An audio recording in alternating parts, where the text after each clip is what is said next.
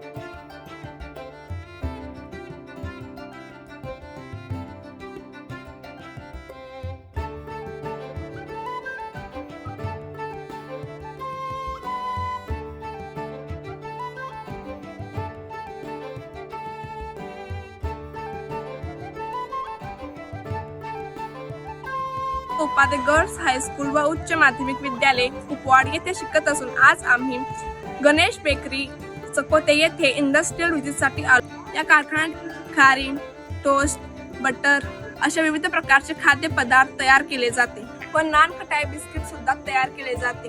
या कारखान्यामध्ये कच्च्या मालाची व पक्क्या मालाची क्वालिटी चेक करण्यासाठी वेगवेगळ्या प्रकारचे विभाग सुद्धा आहेत. महाराष्ट्र व कर्नाटक या सर्व भागात या कारखान्याचे माल विक्री केले जाते.